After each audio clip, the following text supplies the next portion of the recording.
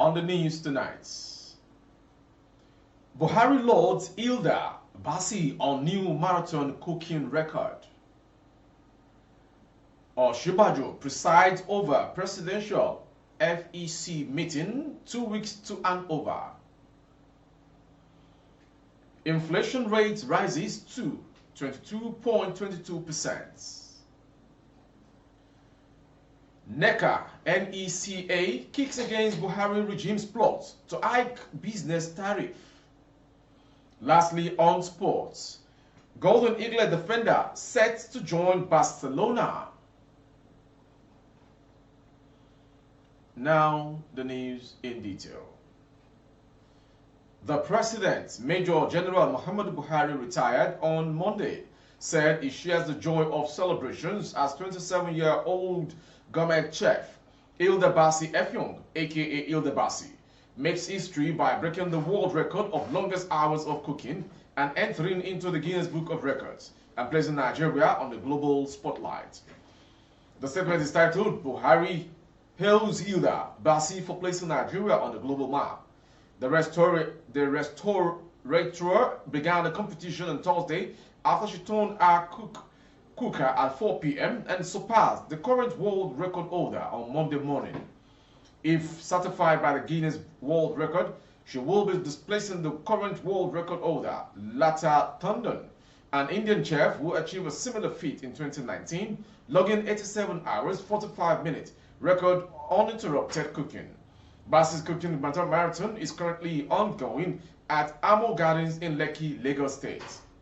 The president noted that the antecedent of the restaurant who dazzled at the jollof rice face-off competition in 2021, preparing mouth-watering dishes that won the choice prize and settled an 8-long rivalry with Ghana on which African countries should own the trademark for cooking better jollof rice.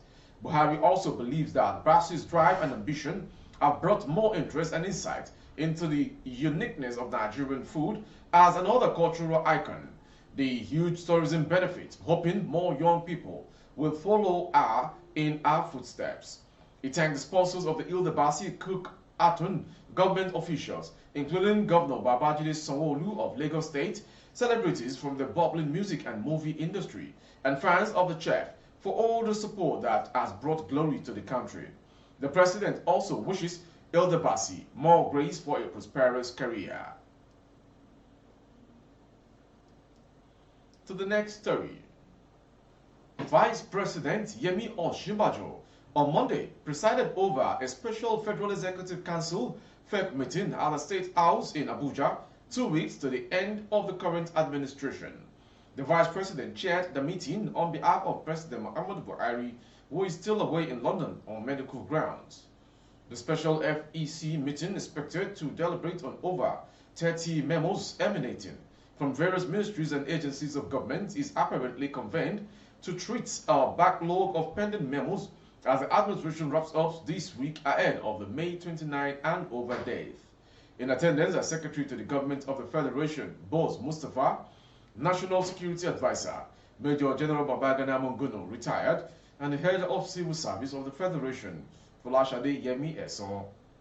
Others are Minister of State for Labor and Employment, Festus Kiyamo, Ministers of Justice Abubakar Malami, Finance Zainab Ahmed, Interior Rauf Aregbesola, Humanitarian Affairs Saidia Umar, Communications and Digital Economy Isa Pantemi, amongst others.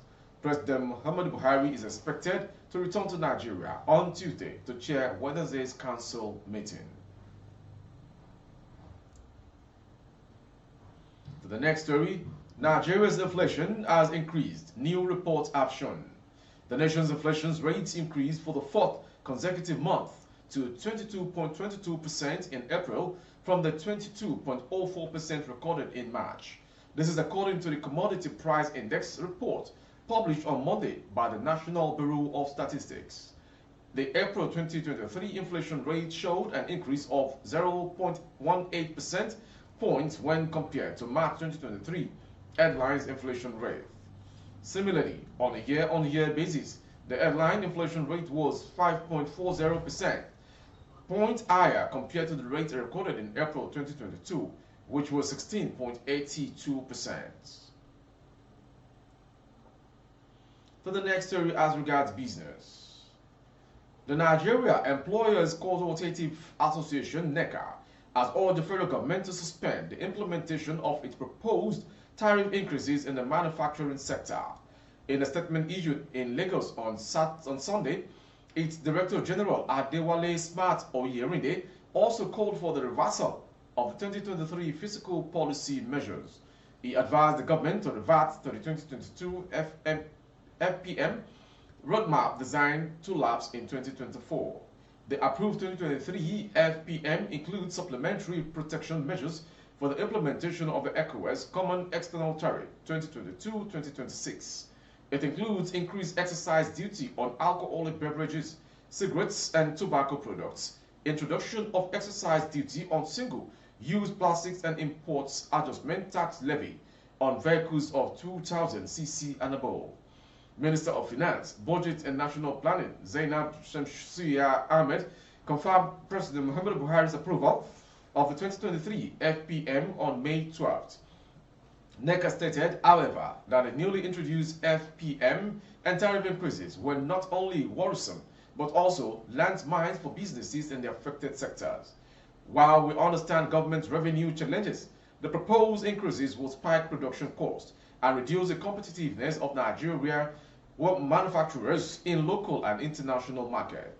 With recent report of unemployment rate hovering over 40%, the economy will be further hard-pressed to withstand the likely loss of jobs that will follow these increases, NECA said. Moving on to the next story. The Inspector General of Police IGP Usman Alkali Baba has stated that the inauguration of President-elect Bola Ahmed Tinubu on May 29th cannot be stopped. IGP Baba said this on Monday while cautioning those plotting to disrupt May 29th presidential inauguration. The WHO affirmed that the inauguration date remains sacrosanct, whilst that the police will do everything possible to stop those plotting to truncate Nigeria's democracy. Police officer. IG Baba spoke at a press briefing in Abuja, Nigeria's capital. Police officer. He warned those who have been issuing public threat directed as instigating actions to frustrate the presidential inauguration ceremony on May 29, 2023, to reconsider their stand as the police would not allow them to actualize their plans. Going on to the next story, coming from Lagos. Seun Kuti, an Afrobeat musician, has been taken into police custody for assaulting a police officer. He surrendered himself to the Lagos State Police Command headquarters in Ikeja earlier today, accompanied by his lawyer and a family representative. The arrest was confirmed in a statement by Benjamin Udein, a spokesperson for the police.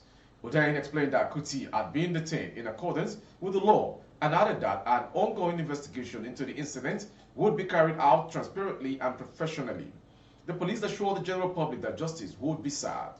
The arrest was reportedly ordered by the Inspector General of Police, Usman Alkali Baba, after a video went viral showing Kuti assaulting a police officer in uniform. The Commissioner of Police for Lagos State was instructed to take immediate action. The Inspector General of Police, Usman Alkali Baba, has ordered the arrest of Afrobeat star Seun Kuti for assaulting a police officer. This was contained in a statement signed by the fourth spokesman, Olumuyiwa Adejobi. Mr. Adejobi said the Inspector General of Police has ordered the Commissioner of Police in Lagos to arrest Afrobeat singer Seun Kuti, who was captured on video assaulting a police officer in uniform. According to him, the incident will also be investigated.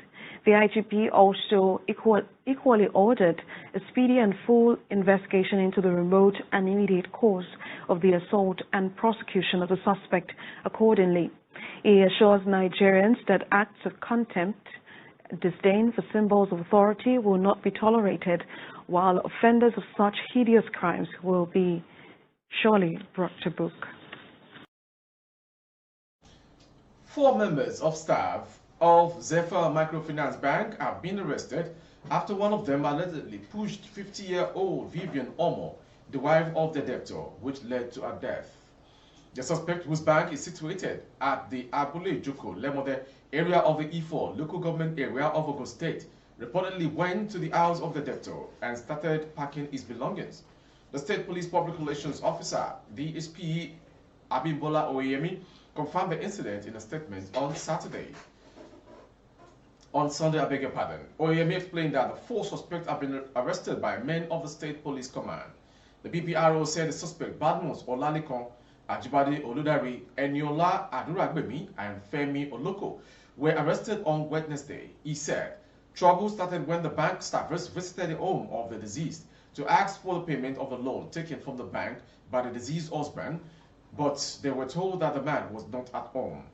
Not satisfied with the woman's explanation about the whereabouts of her husband, the bank staffers decided to pack all the electronics in the house to their office, a step that was resisted by the deceased. While the deceased was struggling with the bank workers, one of them pushed her and she fell down unconsciously. She was then rushed to a hospital for medical attention but was confirmed dead by the doctor on duty.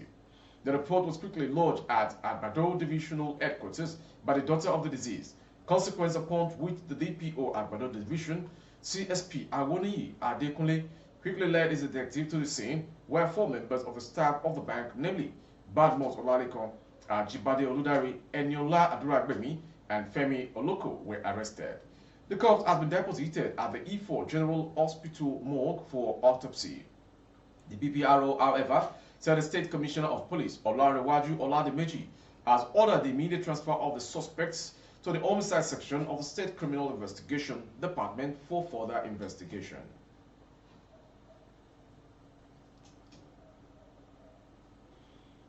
An atmosphere of fear currently reigns in Nasarawa State as 4 communities currently under attack by suspected raiders have cried out for help, saying they were under siege.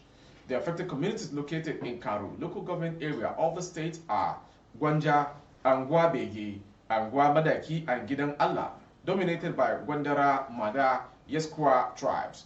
This came as the state's government weekend supervised the mass burial of over 38 killed at the wake of the attack. The victims were mostly women and children killed by the suspected herdsmen in Tekalafia and Gwanja rural communities of Karo Council of the state.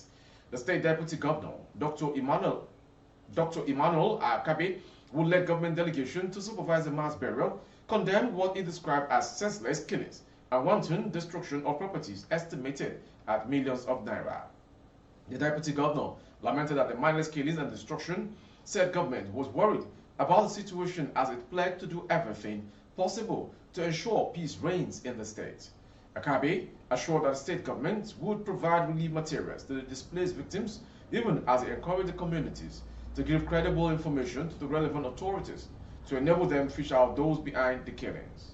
It will be recalled that the pastor in charge of Evangelical Church Winning All Ekwa, Reverend Daniel Dambeki, and others were murdered in the attack last Thursday night and early hours of Friday, May 12th. Chairman Karo Council James Thomas, who visited the affected communities prior to the mass burial, also condemned the attack. Represented by his deputy, Lawal Karshi, appealed for calm and also vowed to ensure that the perpetrators were arrested and made to face the wrath of the law. From that story from Nasarawa State, we'll go to the foreign within Africa. The Ministry of Foreign Affairs of Sudan on Sunday condemned in strong terms the attack on worshippers by the Rebel Rapid Support Forces RSF, saying it grossly violated human rights and international law. The condemnation is contained in a statement released in Abuja by Mohammed Abdulbanin, the Sudanese ambassador to Nigeria. The ambassador explained that the terrorist act was followed by the rebel militia's attack on the Al-Musalma church in Omdurman, in continuation of its terrorism breach of armistice, flagrant violation of international law and established societal norms. The rebel rapid support militia forces carried out the attack and another attack this morning, Sunday, May 14, 2023, which is yesterday. It was a treacherous attack on the worshippers of Maggie's church in Al-Masama neighborhood of Omdurman, and they fired indiscriminately at the worshippers, wounding 3 of them with bullets. Going on to end the world news is the sports story. Golden Eagle defender Yahya Lawali is expected to link up with Spanish giant Barcelona in the coming days, information reports. The right back featured in all the Golden Eaglet 4 games at the ongoing 2023 Africa Under-17 Cup of Nations in Algeria. Lawali was named man of the match in Nigeria's opening 2 games against Zambia and Morocco. The 16-year-old was included in the group stage best 11 by the Confederation of African Football, CAF. Information learned that top clubs in Belgium and France were also interested in Lawali, but Barcelona has won the race. The Mehanim FC player can also play as a left back and in midfield.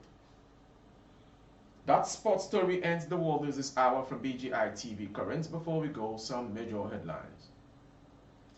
Buhari loads Hilda Bassi on new marathon cooking record.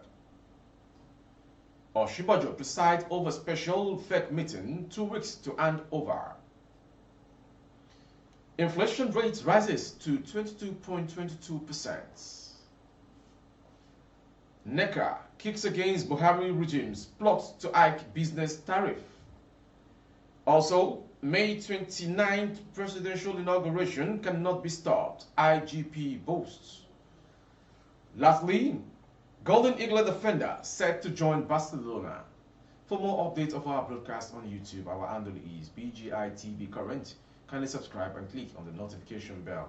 Select option all to access our broadcast. On Facebook, Bagide Imo with Alawiye Adebayo. Please like and follow the page. For advert placement of goods and services, coverage of events and functions, please dial the phone number streaming on the screen for advert placement only. Thank you for watching. I am Morire Pabila Lawal. Good evening and have a wonderful, blessed evening and week ahead.